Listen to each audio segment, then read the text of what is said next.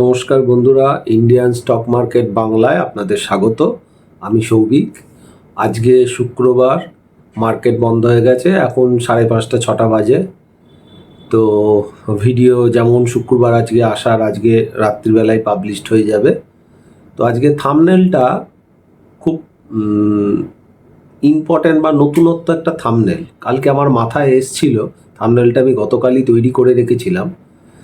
সেটা হচ্ছে যে আমাদের ভারতীয় শেয়ার বাজারটা এখন বিশ্ব বাজারের সাথে আলাদা হয়ে যাচ্ছে। এই কথাটার মানেটা কি হচ্ছে, এইটাই মেনলি আমরা আজকে জানব। এটা বর্তমান সময় শিক্ষামূলকও বলা যায়, আবার আমাদের স্টক মার্কেটে ইনকাম করবার জন্যও আমাদের অনেকটা কাজে লাগবে। মেনলি এই জায়গাটা বলবো, তার সাথে নিফটির কি কন্ডিশন চলছে, স্টক কি বলেছিলাম কিরম কি খেলেছে বা কি হতে পারে, এই সব নিয়েই আজকের প্রোগ্রামটা আমি করছি। হয়তো একটু আধটু টাইম বেশি লাগলেও লাগতে পারে, আমি চেষ্টা করছি যাতে খুব কম সময় এটাকে কমপ্লিট করে দেওয়া যায়। তো ফার্স্ট বলে দিই, যারা যারা জয়েন করেছেন আমাদের টেলিগ্রাম গ্রুপে, তাদের প্রত্যেককে ধন্যবাদ। আজকে থেকে আমাদের টেলিগ্রাম গ্রুপ 2 মাসের সেটা শুরু হলো, এবং অলরেডি যারা জয়েন করেছেন তাদের প্রত্যেকে 2 মাসের যে ফিস, সেই টাকাটা উঠে গেছে, এবং তার থেকে বেশি উঠেছে অনেকের। কারণ কেউ হয়তো একদিন আগে জয়েন করেছেন, কেউ 3-4 দিন হলো আমি গ্রুপটা ওপেন করেছিলাম। তো প্রত্যেকবারই আমার চেষ্টা থাকে কি, যে গ্রুপটা অফিসিয়ালি যবে থেকে স্টার্ট হবে তার মধ্যে যারা আসে, আমার ফার্স্ট টার্গেট থাকে অ্যাটলিস্ট ফিস যেটা দেন, যেমন এবারে 2 মাসের ফিস ছিল 4,000 টাকা, যাতে 1 লট করে নিলেও যেন 4,000 টাকাটা উঠে যায়। তো আমার যা ক্যালকুলেশন, তাতে 4,000 টাকা তো উঠে গেছে, তার থেকে অনেক বেশি উঠেছে। তো যাই হোক, যারা পুরনো মেম্বার তারা তো জানেন, নতুন মেম্বার এবারে বেশ কিছুজন এসছেন, তারা যে মানে ফিসটা তুলে নিয়েছেন, এতে আমি খুশি। এবং এরপর যে দুটো মাস এমনি ভালোভাবে কাজ হবে। আর যারা এখনও জয়েন করেননি, যদি মনে করেন জয়েন করবেন, জয়েন করতে পারেন। হোয়াটসঅ্যাপ করবেন, ফোন করবেন না দয়া করে। WhatsApp number 9123952178। এইখানে মেনলি মার্কেট সারাদিনে কিভাবে চলছে, কি হতে পারে, ডেটা, ব্যাঙ্ক নিফটির ডেটা কি চেঞ্জ হচ্ছে, এইগুলো টোটালটাই বলা থাকে, খুব সহজভাবে বলা থাকে, কোনো ভজকট জিনিস বলা থাকে না, যাতে আপনারা বুঝতে পারবেন সেই রকম সহজভাবেই বলা থাকে। মানে কোনো ক্যালকুলেশন দিয়ে, হিসাবপত্র দিয়ে এরকমভাবে বলা থাকে না, মানে জিস্টটা তুলে দেওয়া থাকে। এছাড়া স্টকের অপশান, নিফটি, ব্যাঙ্ক নিফটির অপশান, এবং সুইং ক্যাশ খুব ভালো কাজ হচ্ছে। সুইং ক্যাশটাও আমি এর মধ্যে ইনক্লুড করে দিয়েছি, যাতে ওভারঅল একটা ভালো প্রফিট নিয়ে প্রত্যেকেই যেতে পারেন। তার কারণ হচ্ছে, আমাদের ভারতীয় বাজার বা যে কোনো শেয়ার মার্কেট সব সময় সব স্টক বা সব কিছু চলে না। কোনো সময় ক্যাশ স্টক চলবে, তার মধ্যে কোনো সময় মিড ক্যাপ, স্মল ক্যাপ চলবে, কখনো লার্জ ক্যাপ চলবে, আবার কোনো সময় অপশান ভালো চলবে। এই সব কিছু নিয়েই সারা বছর চলবে।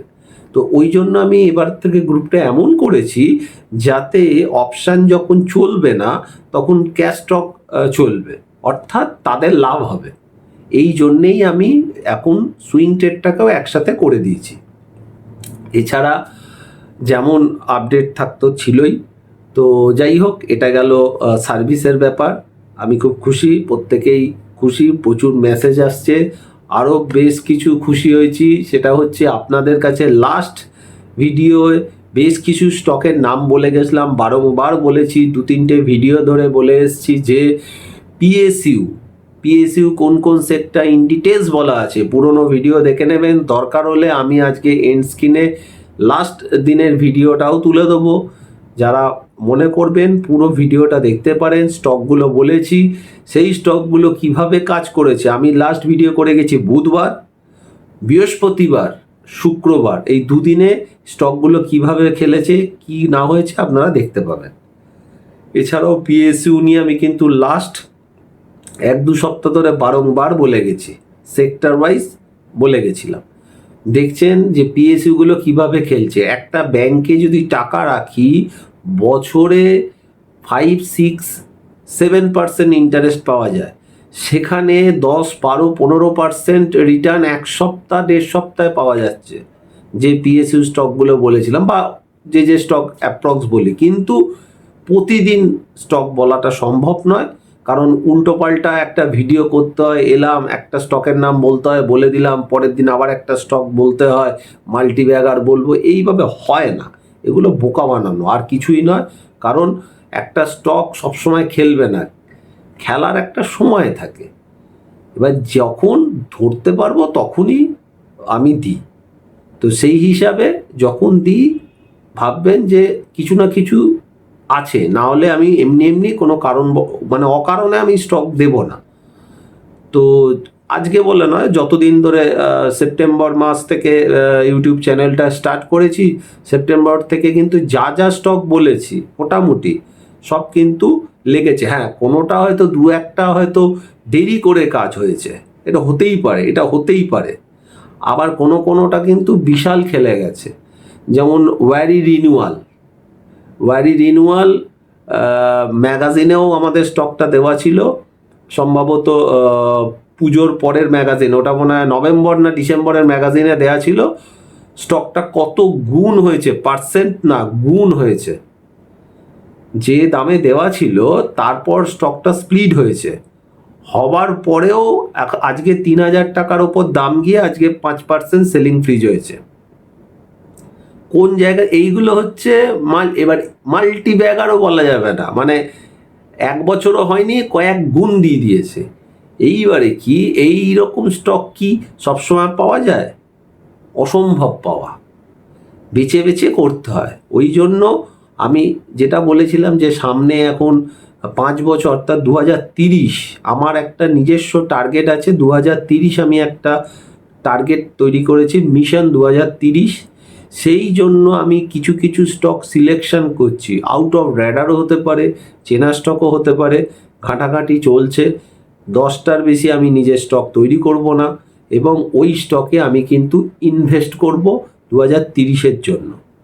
অলরেডি বেশ কিছু স্টক পেয়েছি, একদম নিজস্বভাবে আমি তৈরি করছি ব্যাপারটা, এবং সেটা আমি ম্যাগাজিন আকারে প্রকাশ করব কি আমি জানি না, না করার সম্ভাবনাই হয়তো বেশি, নিজের কাছে রাখতে পারি, বা হয়তো যারা গ্রুপ মেম্বাররা আছেন, রেগুলার আছেন, তাদেরকে হয়তো আমি অফার করতে পারি, যেরকম একটা ম্যাগাজিন আকারে নিয়ে আসছি। সেটা এখনও চিন্তা করিনি, এখনও করিনি, পাবলিকালি আনবো কিনা জানি না, কিন্তু আমি একটা তৈরি করছি। কারণ একটা সুযোগ, এই সুযোগটাকে নিতে হবে, আগে থেকে তৈরি করতে হয়। এর জন্য দিনরাত জাগতে হচ্ছে, স্বাভাবিক। কষ্ট না করলে কখনো ভালো ফল পাওয়া যায় না। এদিক ওদিক 4-5টা ভিডিও থেকে আমি স্টকগুলো তুলে নিলাম আর প্রত্যেক দিনই মাল্টিব্যাগার হয়ে যাবে, এটা হয় না। আলটিমেটলি টাকাগুলো ব্লক হয়ে যায়। তার মানে কি আমি যা স্টক বলবো বা যা দেবো সবই কি বিশাল চলে যাবে? হতে পারে না। যদি হতো তাহলে আমি এখানে থাকতাম না, তাহলে আমি অনেক বড় জায়গায়, অনেক বড় মানে প্যালেসে আমি থাকতাম হয়তো। তো যাই হোক, এটা বাস্তব, জানতে হবে। প্রচুর ধাক্কা খেলে তাহলে এই জায়গাগুলো পাওয়া যায়। এইবার আসি আজকের টপিকের ওপর। সেই টপিকটা হচ্ছে কি, যে ইন্ডিয়ান মার্কেট আর বাইরের মার্কেটের কি ডিফারেন্সটা হচ্ছে। সেটা হচ্ছে এখন বর্তমানে দেখবেন যে ইন্ডিয়া মার্কেট নিজের মতো করে চলছে এখন। মানে এটা কিন্তু চেঞ্জটা এসছে করোনার পর থেকে। আগে কি হতো, ডাউ আমেরিকা মার্কেট হলো, ইউরোপ মার্কেট হলো, কিছু এশিয়া মার্কেট, এই ওই জাপানের এই সব জিনিসপত্র দেখে আমরা চলতাম। বিশেষ করে আমেরিকা যেভাবে চলতো আমরা সেইভাবে চলতাম। এখন কিন্তু আস্তে আস্তে দুটো রাস্তা আলাদা হয়ে যাচ্ছে, হয়ে গেছে, যাচ্ছে না, অলরেডি হয়ে গেছে। মানে আমেরিকা পড়লেই যে আমরা পড়বো এরম ব্যাপার নেই, 1।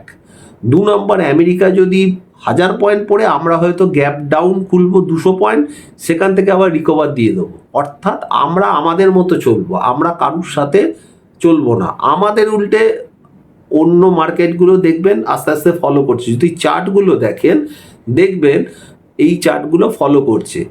উদাহরণ, একদম রিসেন্ট উদাহরণ দিচ্ছি, গতকাল আর আজকের। গতকাল আমেরিকা মার্কেট অতখানি পড়েছিল, আমাদের কি হয়েছিল, আমাদের গ্যাপ ডাউন খুলে ওখান থেকে পজিটিভে তুলে এক্সপায়ারির দিন বলছি, বুধবার রাতে আমেরিকা মার্কেট ভালো মতো পড়লো, বৃহস্পতিবার এক্সপায়ারির দিন কি হলো, আমাদের মার্কেট ঠেলে ওপরে টেনে তুলে দিল। একদম পরিষ্কার, কোনো প্রবলেম হলো না, গ্যাপ ডাউন খুলে কিন্তু টেনে ওপরে তুলে দিলে, কে কোথায় কি আছে কিচ্ছু জানার নেই। আজকে দেখুন, আজকে যখন আমাদের মার্কেট আজকে চলছে তখন এশিয়া মার্কেট প্লাস ছিল প্রায় সবই, Europe market plus, Dow Nasdaq future সব প্লাস। তাহলে আজকে আমরা পড়লাম কেন? অর্থাৎ বাইরের মার্কেটের সাথে আমাদের মার্কেট কিন্তু দুটো লাইনটাই আলাদা। আমরা কিন্তু সব সময় বাইরের মার্কেটের কথায় ফলো করছি না, আমরা নিজেদের ভাবে নিজেরা চলছি। অর্থাৎ আমরা যখন নিজেরা চলছি, এছাড়াও আপনারা জানেন যে এফআইআই প্রত্যেক দিনই প্রচুর বেচছে, সেই তুলনায় আমাদের ডিআই কিনছে, রিটেলাররা কিনছে, আর কারা কিনছে আমি জানি না। কোনোভাবেই ইন্ডিয়ান মার্কেট একটা অদৃশ্য শক্তির জন্য ধরে আছে।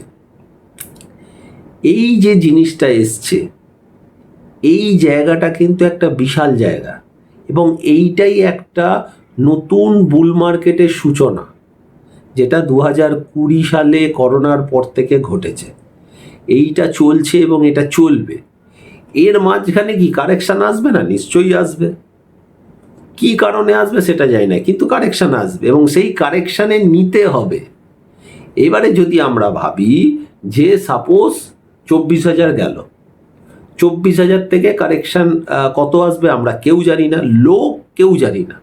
5%, 7% টাকা ঢালতে হবে, আরও 5-7% আবার ঢালতে হবে, এইভাবে যেতে হবে। এইবারে কোনো একটা জায়গায় লো হওয়ার পর কিছু ইন্ডিকেশান থাকবে যে লো হয়ে গেল, হয়ে যাওয়ার পর যখন মার্কেটটা উপরে যাবে তখন এবার পুরো পাঞ্চ করে দিন।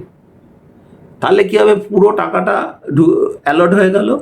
লো আপনি বুঝে গেলেন যে কনফার্মেশন লোটা হয়ে গেছে, এবার কিছু উপরে চলে গেছে, তারপর পুরো পাঞ্চ করুন। কারণ না হলে কেউ লোতে পুরো কিনতে পারবে না, হাইতেও বেচতে পারবে না।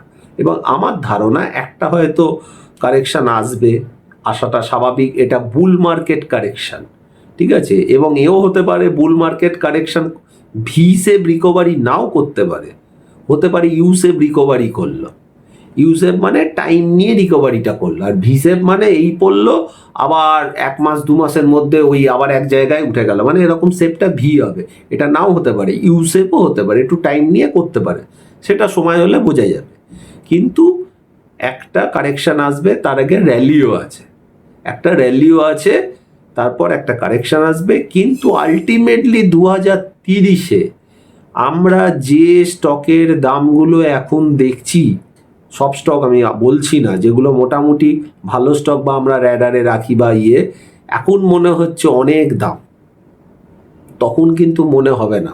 উদাহরণ দিয়ে বলছি, মানে হবে জানি না, উদাহরণ দিয়ে বলছি, স্টেট ব্যাংক এখন 800 টাকা, 800 টাকা যায়নি, 800 টাকা হিট করেছে গতকাল, আজকেও একটুখানি কারেকশান অল্প দিয়েছে। এবার 800 টাকায় মনে হচ্ছে বাবা, স্টেট ব্যাংক 800 টাকা, কি এত টাকা, ও এখন নেওয়া যাবে না। এই স্টেট ব্যাংকেই হয়তো আপনি তখন দেখবেন 3,000 টাকা, এই স্টেট ব্যাংকেই হয়তো আপনি 2030-এ দেখলেন 3,000 টাকা।